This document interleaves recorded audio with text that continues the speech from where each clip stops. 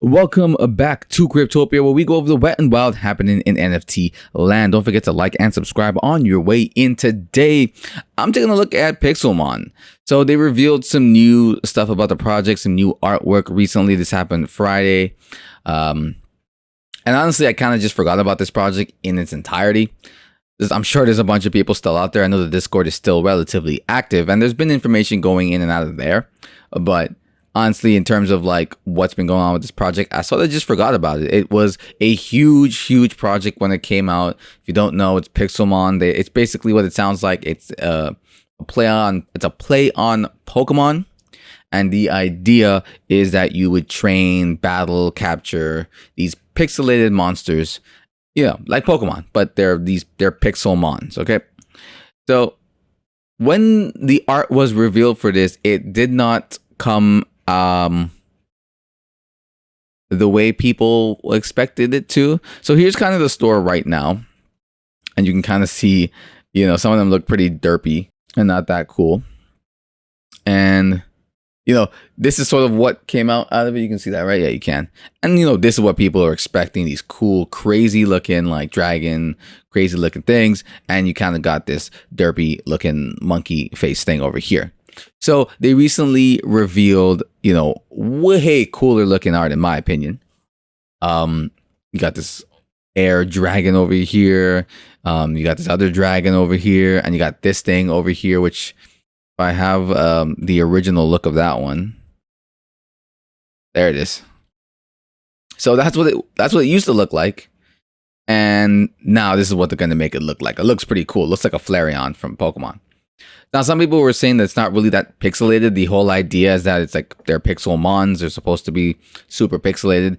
Technically, still pixels in here, just a lot more of them. But, they were looking for this, right? Like, this looks like a cool dragon, but you can see how kind of pixelated it looks. And so, people weren't really happy, I guess, about that. But people are always going to find some reason to complain. I think this is kind of cool. So, essentially, what this and the other article I have are basically talk about Martin, who is the founder, and how he was in way over his head. He admits that he was not prepared for this. He got into it. It was a passion project, something he was gonna just sort of do and dabble and see what he could create over time. And it sort of took off, and a lot of people got behind it, and they were able to raise $104 million for the project. And as you saw before, the art that was revealed was less than, it lacked a lot of what people were expecting from the project. So, it took a lot of backlash, took a hit. A lot of people were angry. This article goes off to talk about thousands and thousands of people who lost money. I don't know. Oh, sorry. A lot of people, it wasn't thousands and thousands of people. A lot of people lost thousands and thousands of dollars worth because, the one guy paying like $9,000 for a Pixelmon NFT, and they are worth, not this is the floor price is 0.2. So you can imagine it's not doing too fantastic. What's the highest? I'm going to insert myself right here because I forgot to mention this. It was mentioned in the articles that I was reading that people wanted him to refund, the people who lost money. This is an investment, people. You were investing in something and it didn't work out the way you wanted to. He says, no, he's not really focused on that. He's more or less focused on creating the game that he said. And, the game hasn't been revealed yet. So people haven't technically not gotten what they asked for, even though the artwork isn't stellar. They're reworking that. The game, though, is what they're actually supposed to be buying. The NFTs that they buy is for the game. So the game is supposed to come out, and that's what he's working to perfect now. But that being said, I do not think he needs to pay back anybody for this particular situation. I don't even think Terra needed to pay back anybody for that situation. I think it's a good thing if he were to do it. I think it's a good thing that Terra did it. I had some Terra. I basically broke even, and I didn't lose anything at that point for the airdrop stuff that I got.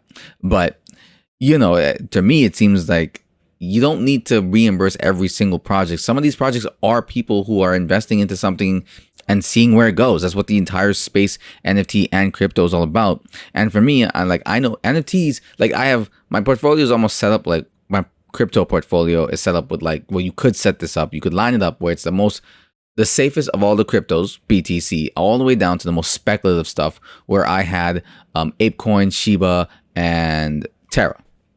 And then NFTs are in a separate category after that because they are super speculative, even more so than the other 3 coins I just mentioned. Well, ApeCoin kind of being in conjunction with the metaverse. But anyways, so I just wanted to insert myself for that one part because I don't think he really does need to pay people back. He's not focused on that, and I don't think he needs to be for this particular project. Again, people made an investment hoping for something, and if they don't get their return on their investment, that happens sometimes. Sometimes you don't get an ROI that is anything at all. Or if you do, is not significant enough that you think it was worth the volatility and the emotional roller coaster that you went through with all that money that you lost. Anyways, that's all I had to say. Back to the rest of the video. I'm sure they're still placed at a pretty high amount, right? They're still placed relatively high, but this was supposed to be the Pokemon of the NFT world, and it was supposed to sort of just revolutionize the entire space and really create a wicked game that could just, people could get really involved into. Imagine that you could probably go into like even your phone app and stuff like that. And it was going to be Pokemon of the NFT world, right?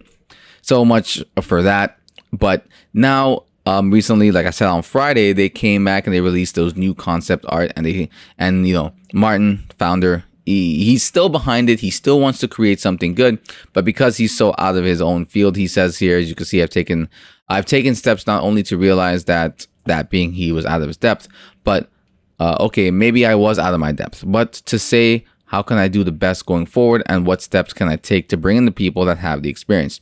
So he does bring in a new executive, chief executive, to kind of run the show for him or work with him and to kind of guide this in the right direction, that has supposedly worked with a ton of other big corporations and big businesses. He cannot reveal the name of this person just because they have contractual obligations from prior working, their prior employments, that I guess prevents them from that. I don't know how that works. Sure.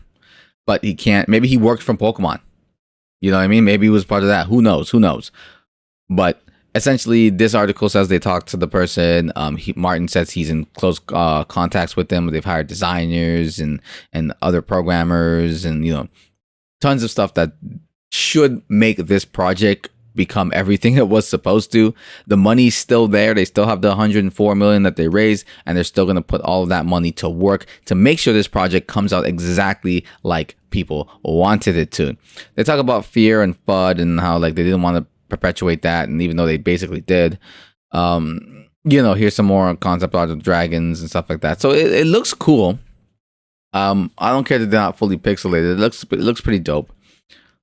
I don't know if anybody's still interested, and trust this project wholeheartedly. I know obviously there's going to be some people, but I don't know if the damage is done. I think the only way they can really resurrect this is to continue doing what they're doing. They're doing the best thing that they can, which is complete the project and then showcase what it can do, will do, is going to do. And you're going to have to slowly build your trust, the trust between you and your fans back up. I'm not particularly that crazy about this project. It was cool when I first saw it. I was excited to see what it was going to become. And, I'm still sort of excited, but just whatever. We've seen tons of problems happen in the NFT space. This isn't really that new. And a lot of people feel like they've been rug pulled by this project. So, if this is the first time you're hearing about it, go check it out. And read up about it. Read up on what kind of went down. I pretty much just summarized it for you. The art was shit. People felt like a rug. People either sold off their shit or just sort of like they have their NFTs, but they're just like whatever. And then there's still a portion of people that really do love it, so you can get in on their Discord and sort of learn more about the community that they have there. So good luck to these guys. Hopefully this does become something. That's the guy, by the way, the guy behind it.